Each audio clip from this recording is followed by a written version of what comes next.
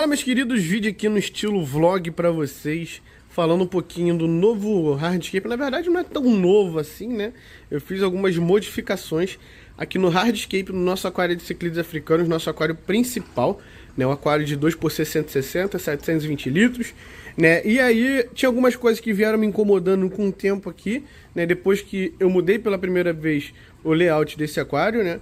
E tem uns 3 dias aí que eu tô numa batida aqui de fazer as modificações no layout. Bem, e hoje eu posso considerar que eu terminei essas modificações, né? Hoje eu fiz muitos detalhes aqui no hardscape desse aquário, né? Para mim, o que me ganha, né, no hardscape são justamente os detalhes.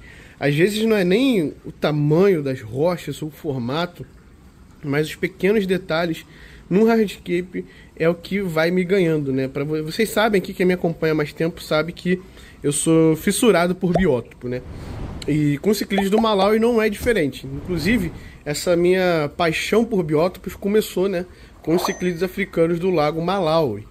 E de lá até aqui fui pro Tanganica, né? Ali tem os Tanganicas, tem o Amazônico também, né, que inclusive eu tô até mexendo ali simultaneamente, tô gravando o vídeo aqui para vocês, mas estou mexendo lá também, ainda tem coisa para fazer aqui, a noite é uma criança, né, enfim.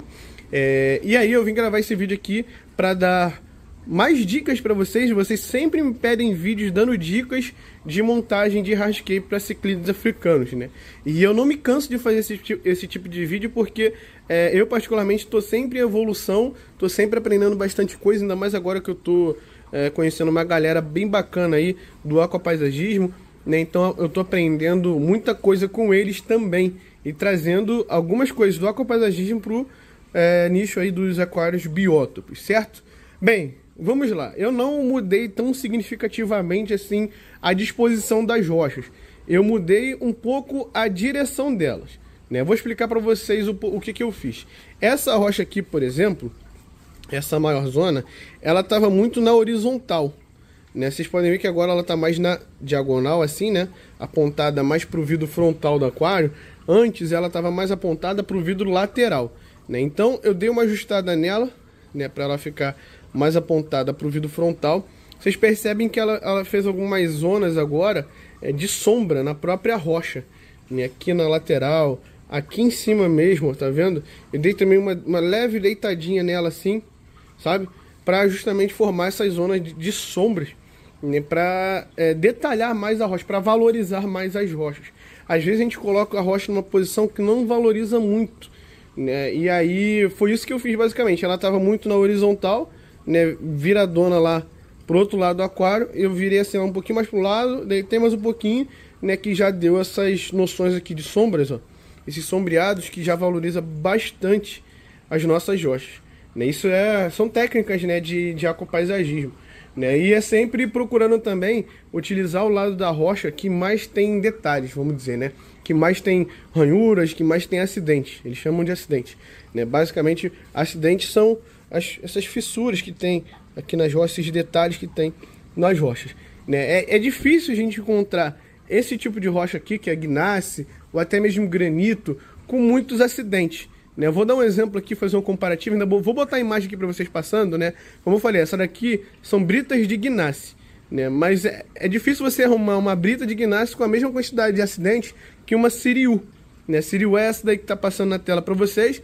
A Siriu é uma rocha muito utilizada pelos aquapaisagistas, né? E é uma rocha assim, que tem uma tonalidade bem bacana, né? Tem muitos acidentes e também ela ajuda a dar uma tamponada aí no pH. Ela libera bastante carbonatos aí na água, que ajuda a elevar o pH também. Isso é algo bem interessante. O único problema que não seria um problema em si, mas sim a questão do preço dela, né? Que é uma rocha importada. Então, por ser importada, isso encarece bastante o produto. É uma rocha que você vai pagar em média aí 32, 33 reais no quilo, né? Já essa daqui é infinitamente mais barata. Inclusive, essa rocha aqui, eu não paguei absolutamente nada. Eu só tive que botar o combustível no carro e ir na casa da minha tia para buscar, porque essas rochas aqui estavam abandonadas lá no terreno, nos fundos da casa da minha tia, né? E aí eu fui lá e coletei. Ainda tem mais lá, só que nos dias atuais essa casa da minha tia ela tá alugada para outra pessoa, né? E aí, enfim, eu não vou pedir para ir lá na casa alugada, pelo amor de Deus, né? Mas essas rochas aqui ficam né, nos fundos dessa casa da minha tia, né? Então, eu não gastei nada, só gastei o dinheiro do combustível para ir buscar essas rochas aqui, né? Coletei todas, né? E tem grandes amigos meus aí que criam ciclídeos africanos, coletam rochas também, seja nas praias, sejam em cachoeiras, né? Também aí para poder fazer a composição do hardscape e acabam não gastando nada. 0,800. Aqui no Rio de Janeiro tem algumas praias que tem umas rochas bem bonitas. Eu tô falando rochas, tá? Não são corais, não. Coral é diferente de rocha, tá, galera? Então, umas rochas que ficam nas praias mesmo, não são rochas que ficam submersas, que são bem bonitas, né? Para quem conhece, aqui no Rio de Janeiro tem a praia de Grumari, né? Tem umas rochas bem bacanas aí para ciclídeos africanos, né? É um pouco mais difícil de você coletar, né? Porque o caminho que você faz, né? Da rocha até o local onde fica o carro é longo, não tem... É óbvio que para coletar rocha não tem como ir de condução. Você vai já pensou, você vai de busão para coletar rocha para um aquário grande, ciclista africano. Nossa, mano, vai de carrinho de mão dentro do busão, né?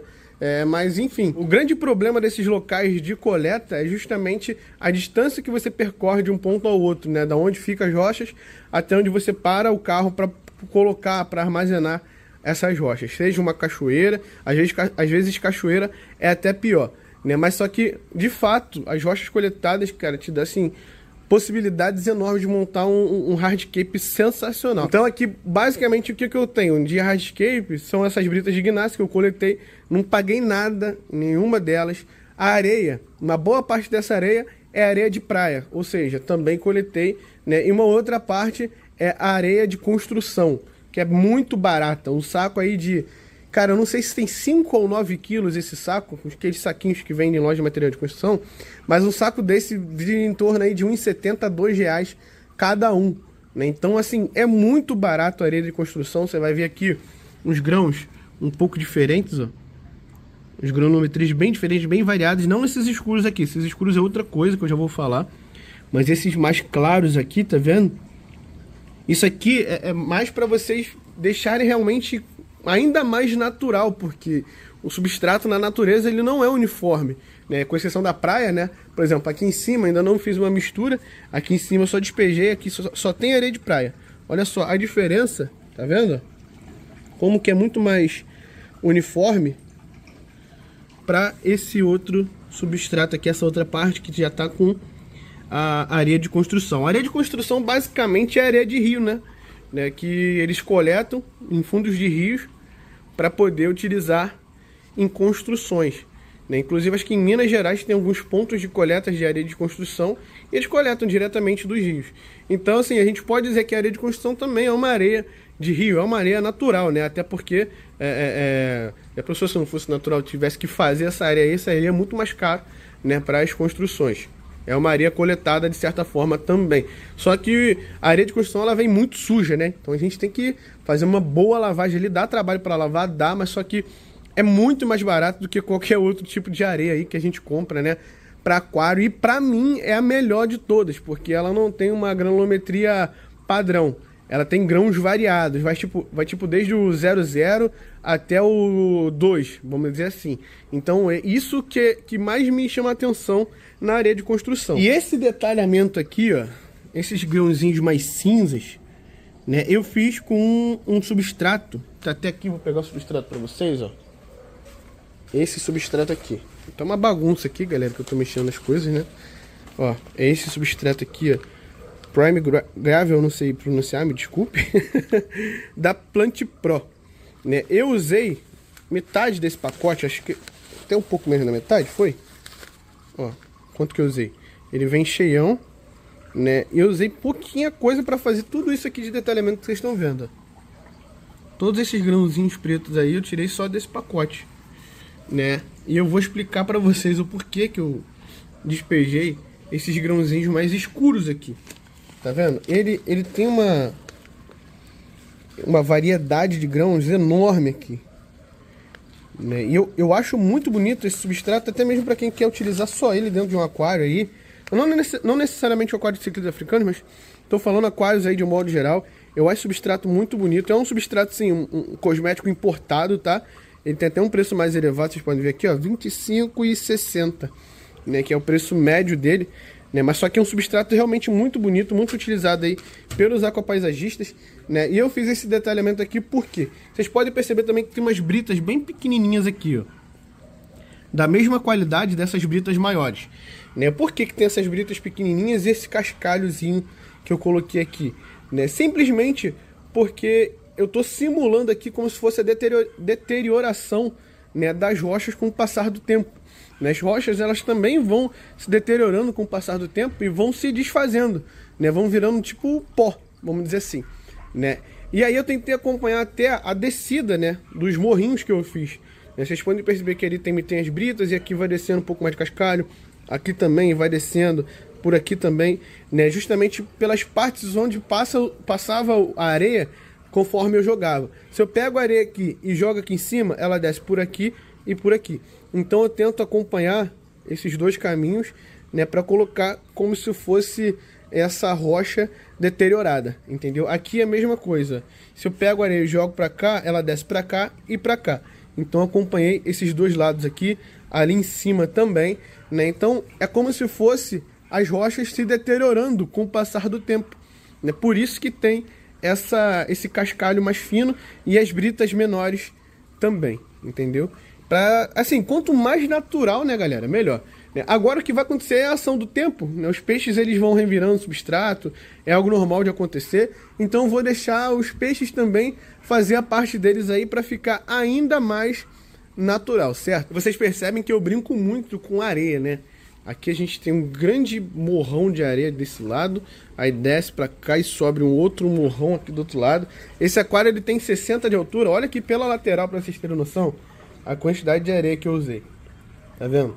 Tem muita areia. Acho que ali atrás tem uma faixa aí de uns 25, 26 centímetros de substrato lá atrás. Um palmo meu assim, praticamente. Eu faço isso justamente para dar uma noção de profundidade maior no aquário, né? Ou a gente olhando assim de frente, parece que o aquário é até um pouco mais largo, né? Olhando mais ou menos assim nessa posição, ó. O aquário parece até ser um pouco mais largo do que ele é.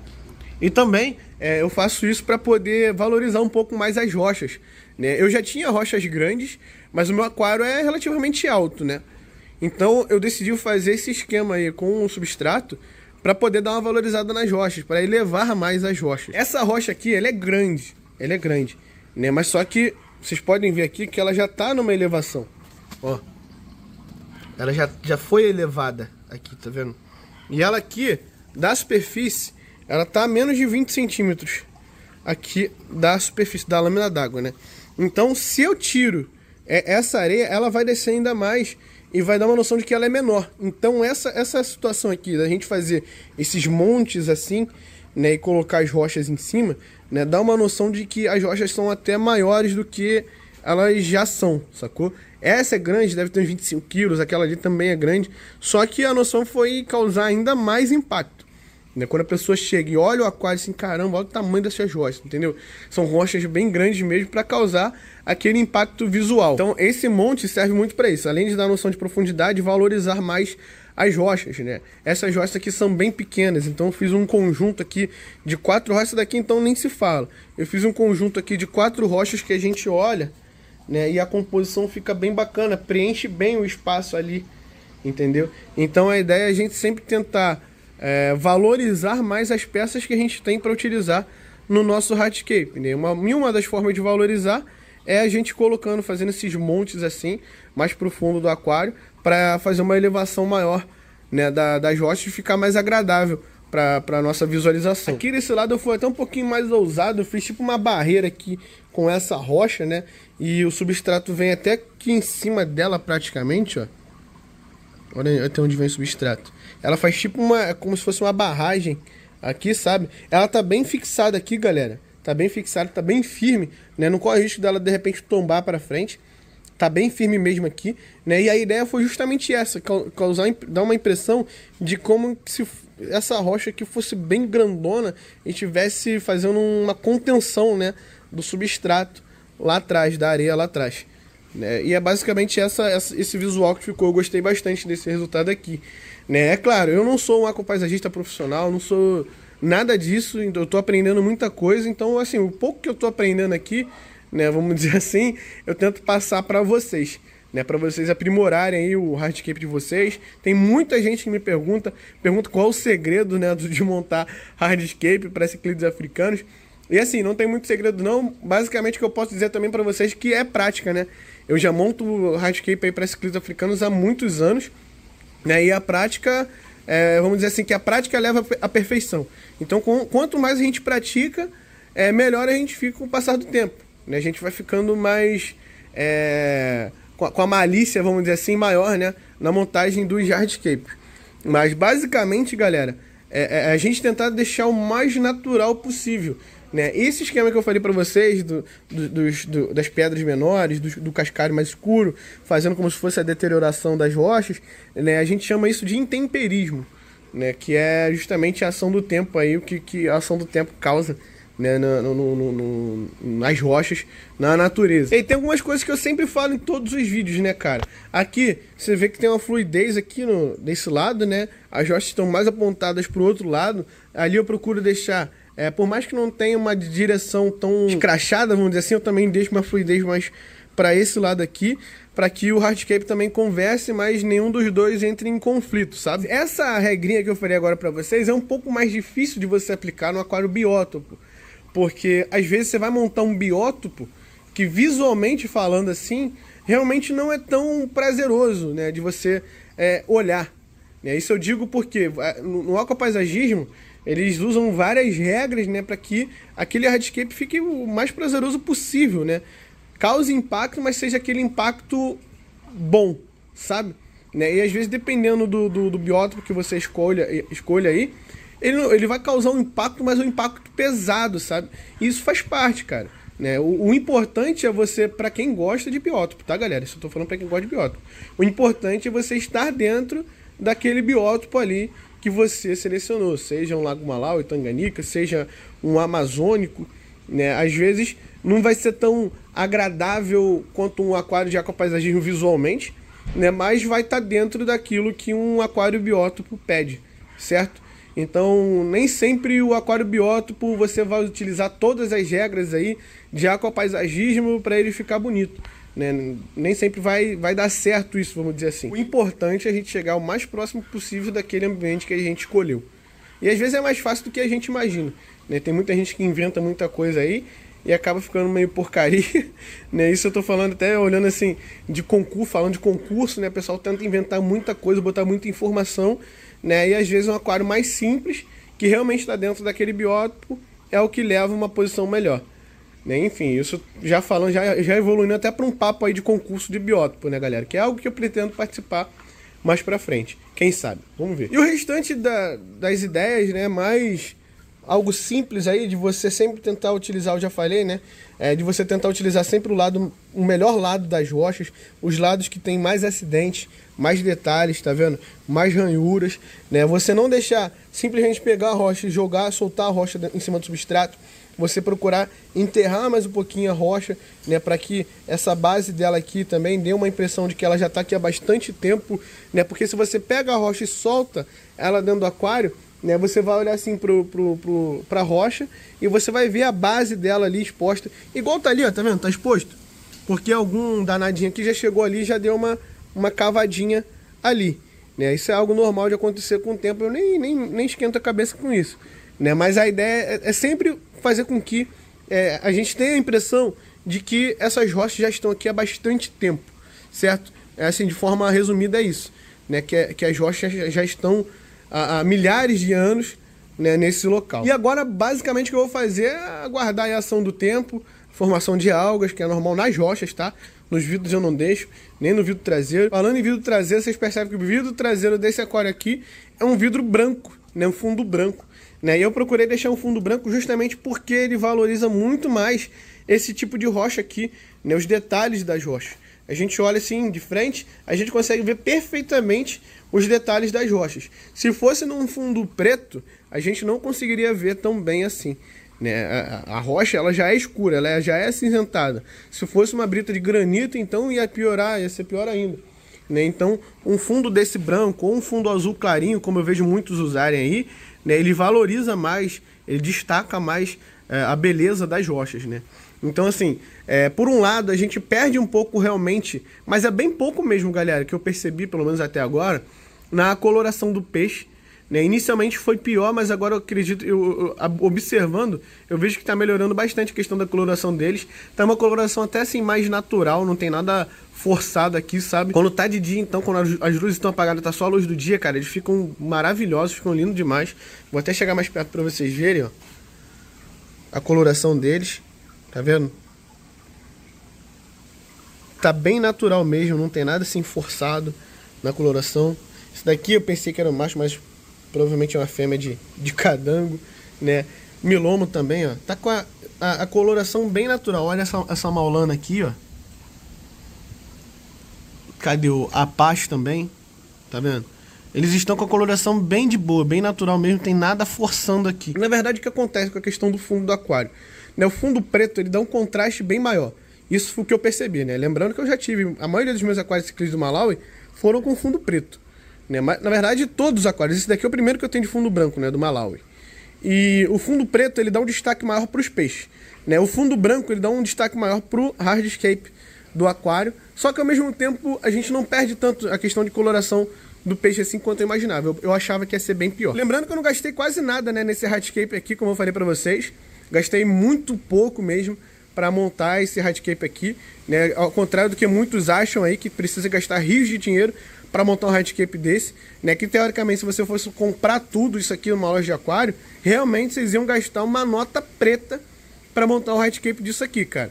Bota aí que, sem sombra de dúvidas, mais de R$1.000 gastaria para montar um hardscape desse aqui, comprando tudo em loja de aquário. E a maior parte disso aqui eu coletei, né? Ou então paguei muito barato, como exemplo aí, da areia de construção. Certo? Então, é a prova também de que você não precisa gastar rios de dinheiro para montar um hardscape extremamente lindo. Beleza? Extremamente. Olha só, eu me superestimando aqui para vocês. Né? Mas de fato, para mim tá bem bonito. Eu gostei bastante desse resultado aqui. Agora, algumas coisas que eu vou precisar fazer, eu vou ter que precisar ajustar. Vocês viram aqui, tá com uma mancha, né? Surgiu essa mancha durante essa semana no fundo do aquário aí. E eu vou ter que ajustar isso aí, para deixar ele branquinho, que realmente dá uma agonia ver o aquário bonitinho e só aquela mancha ali no meio do fundo, né? Eu vou trazendo mais atualizações aí para vocês da fauna, né? Que eu tenho os peixinhos aqui que eu vou precisar tirar desse aquário aqui, que não estão dando certo, né? Um peixe aqui que tá vivendo em tratamento, tadinho, que é a Mara Rox ali, né? Depois que ela teve aquele problema, às vezes, com algumas perseguições aqui, ela dá uma recaída, vamos dizer assim, e eu tenho que separar novamente para tratar de novo o bicho. E assim, já é um peixinho que tá ficando idoso, já tem uns 5 anos de idade essa Mara Rox aí. Comigo tem que uns 2 anos comigo já? Tem uns 2 anos mais ou menos comigo, mas de idade mesmo assim, já tem uns 5 anos, né? Então assim, já está entrando na terceira idade, vamos dizer, né? Um peixe que costuma viver aí seus 8 anos, né? Então, conforme vai ficando mais velhinho, vai ficando realmente mais complicado, né? Tem a Mara Rox e também tem... Mas o que eu pretendo... A Mara Rox eu vou tirar para fazer tratamento, certo? Né? Aí tem a fêmea ali de cadango, que eu devo tirar, uma fêmea de cadango importada, que eu peguei lá na Ipiranga, quando eu fui pessoalmente lá, né? Da penúltima vez que eu fui lá. Eu pensei que era macho, mas não é, tá vendo? Às vezes a gente erra, não tem jeito. Né? Então eu vou ter que tirar, porque daqui a pouco, sem dúvidas, ela vai estar reproduzindo com algum deles aí dentro. Né? E eu não quero isso aqui pra mim não, filho. Eu vou tirar e vou passar pra alguém aí. Né? Mas basicamente, sim, de forma resumida é isso. Eu vou trazendo mais atualizações aí pra vocês ao longo do tempo. Né? Tem algumas coisas que eu preciso atualizar, principalmente questão de alimentação aqui dos peixes. Enfim, eu vou trazer outro vídeo pra ficar mais organizado, né? Para eu não fugir do foco do assunto desse vídeo aqui. Beleza, meus queridos? Espero que vocês tenham curtido. Me diz aí nos comentários o que vocês acharam desse hardscape aqui. Agora eu tô bem satisfeito realmente com esse posicionamento dessas hostas aqui. E espero também que essas dicas que eu dei durante esse vídeo ajudem vocês também a dar um upgrade aí no hardscape de vocês, né? Que é algo que muitos me pedem aqui pelo YouTube. Beleza, meus queridos? Então é isso. Tamo junto, é nóis. Fiquem todos com Deus e fui!